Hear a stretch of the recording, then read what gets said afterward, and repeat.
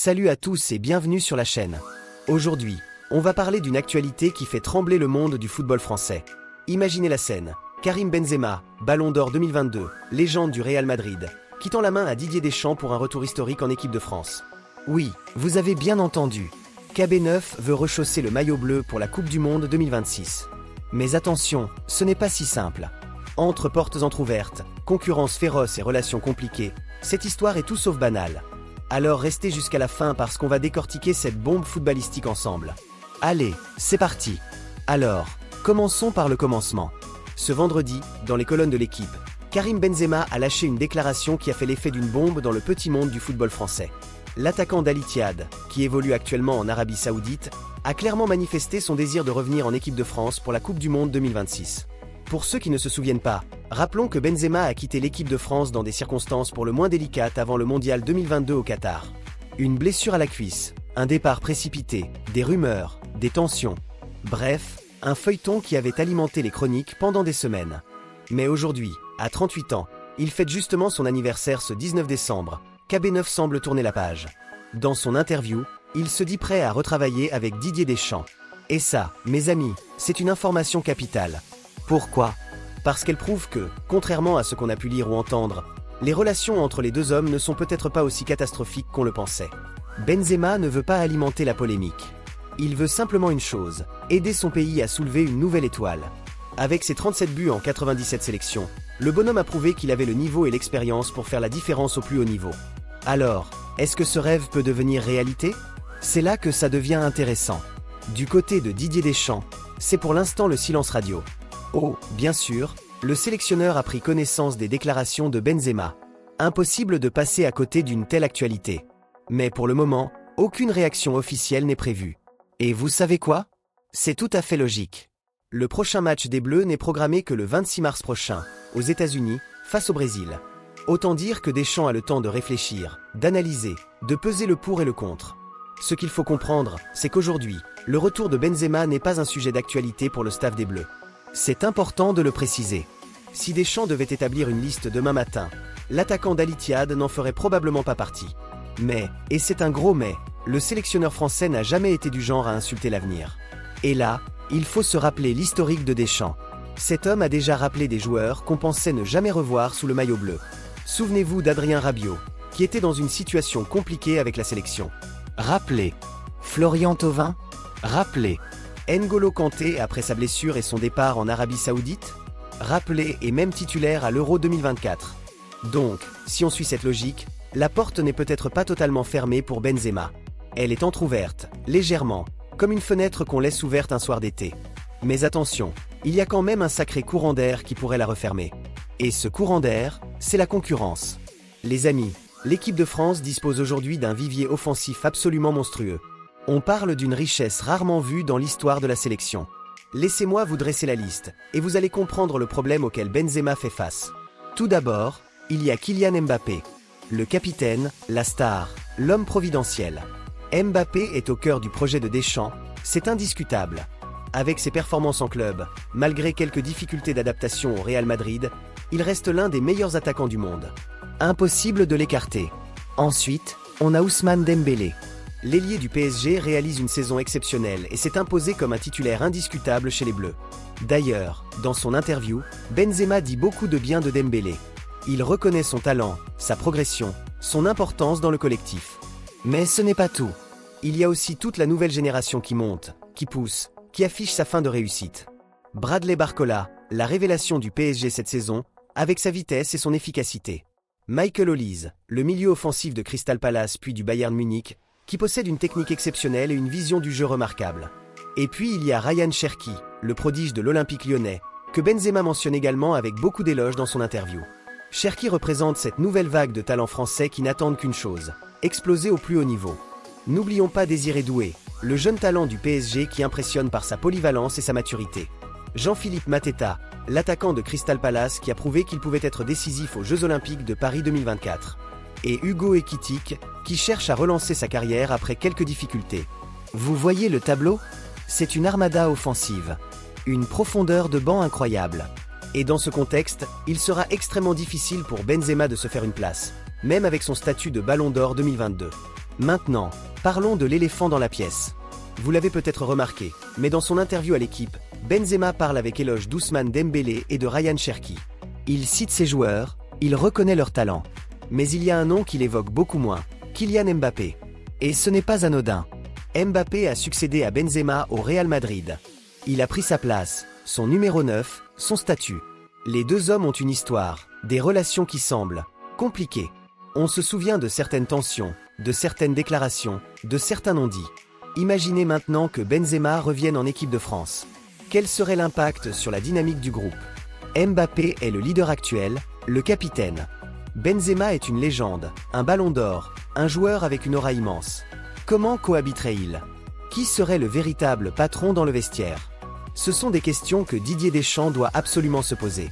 Parce qu'au-delà du talent individuel, au-delà des statistiques, au-delà de l'expérience, il y a l'équilibre d'un groupe.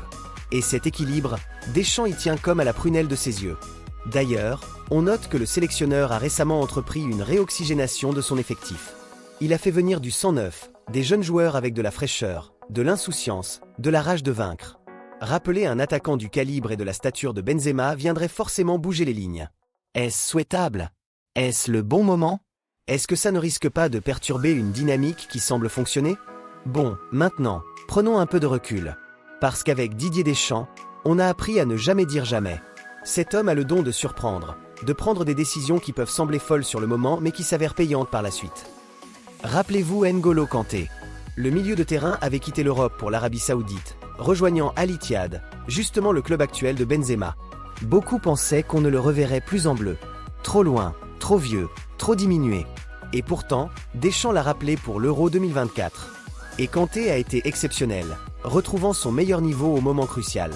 Si Deschamps l'a fait pour Kanté, pourquoi ne le ferait-il pas pour Benzema? Les deux situations sont comparables.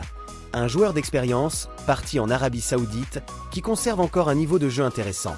Un joueur qui connaît les exigences du haut niveau, qui a gagné des titres, qui possède ce quelque chose en plus dans les grands rendez-vous. Et puis, il y a cet élément non négligeable, les blessures. Si dans quelques mois, Deschamps se retrouve avec une cascade de blessures parmi ses attaquants, si Mbappé ou Dembélé sont diminués, si les jeunes ne confirment pas, alors la donne pourrait changer. Dans ce cas de figure, avoir un Benzema en forme, motivé, affûté, pourrait être une option intéressante. C'est pour ça que Deschamps ne ferme jamais les portes complètement. Il laisse toujours une petite ouverture, au cas où. C'est sa marque de fabrique, sa façon de gérer. Ne jamais se priver d'une option, ne jamais brûler les ponts définitivement. Parlons maintenant de l'objectif, la Coupe du Monde 2026. Cette compétition sera particulière pour plusieurs raisons. D'abord, elle se déroulera aux États-Unis, au Canada et au Mexique. Un format élargi avec 48 équipes au lieu de 32. Plus de matchs, plus d'opportunités, mais aussi plus de pièges. L'équipe de France arrive à cette Coupe du Monde avec des ambitions énormes. Vice-championne du monde en titre après la défaite en finale face à l'Argentine en 2022, demi-finaliste de l'Euro 2024, la France veut reconquérir le titre mondial. Et pour ça, Deschamps sait qu'il aura besoin d'un effectif au complet, d'une profondeur de banc, d'expérience dans les moments chauds. Est-ce que Benzema pourrait apporter cette expérience? Absolument. Le bonhomme a tout gagné en club, Ligue des Champions, championnat, Ballon d'Or. Il a joué des centaines de matchs au plus haut niveau. Il sait ce que c'est que de gérer la pression, de scorer dans les moments décisifs, de porter une équipe sur ses épaules. Mais voilà, il aura 38 ans au moment de la Coupe du Monde 2026. C'est un âge avancé pour un attaquant de pointe. Certes, certains joueurs ont brillé à cet âge, comme Roger Mila ou Paolo Maldini. Mais ce sont des exceptions. La question de la condition physique se posera forcément. Et puis il y a le championnat saoudien. Soyons honnêtes, le niveau n'est pas celui des 5 grands championnats européens. Benzema y est certes performant, mais est-ce que ça suffira pour affronter les meilleures défenses du monde lors d'un mondial? C'est une interrogation légitime. Au-delà des considérations purement sportives, il y a aussi toute une dimension symbolique et émotionnelle dans cette histoire. Le départ de Benzema avant le mondial 2022 a laissé des traces. Beaucoup de supporters français ont été déçus, frustrés, incompris. Certains ont eu le sentiment d'être privés d'un de leurs meilleurs joueurs au moment crucial. Un retour de Benzema en 2026 serait une forme de rédemption, de conclusion de chapitre. Ce serait l'occasion pour lui de terminer sa carrière internationale en beauté, de laisser une dernière empreinte positive, de se réconcilier avec une partie du public. Mais attention, cela pourrait aussi rouvrir des plaies. Des questions ressurgiront forcément sur ce qui s'est réellement passé en 2022. Les médias vont en faire des tonnes. Les polémiques vont ressortir. Est-ce que c'est vraiment ce que Deschamps et l'équipe de France veulent à quelques mois d'une Coupe du Monde? Il y a aussi la question de la gestion du vestiaire. Benzema est une forte personnalité. Il a son caractère, ses opinions, sa façon de voir les choses. Comment s'intégrerait-il dans un groupe qui fonctionne déjà bien? Est-ce qu'il accepterait de ne pas être titulaire? Est-ce qu'il accepterait un rôle de remplaçant de luxe, de conseiller pour les jeunes? Ce sont des questions cruciales parce qu'on a vu trop souvent des équipes exploser en plein tournoi à cause de tensions internes, d'ego mal gérés, de frustrations refoulées. Revenons sur les déclarations de Benzema dans l'équipe. Ce qui est intéressant, c'est le ton employé. Benzema ne supplie pas, il ne quémande pas. Il offre ses services. C'est subtil mais important. Il dit en substance, je suis disponible, je suis motivé, je peux encore apporter quelque chose. Si vous avez besoin de moi, je suis là. C'est une approche mature, posée, réfléchie. Pas de provocation, pas d'ultimatum, pas de guerre médiatique.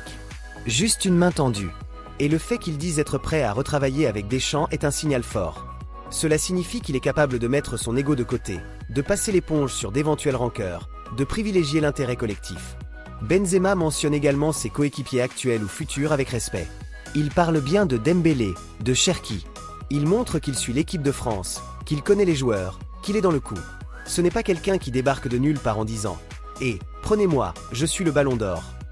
Non, c'est quelqu'un qui dit « Je connais la qualité du groupe, je respecte ce qui se fait, mais je pense encore pouvoir contribuer ». C'est un discours intelligent, mesuré, qui peut séduire. Alors, concrètement, quels sont les scénarios possibles pour les prochains mois?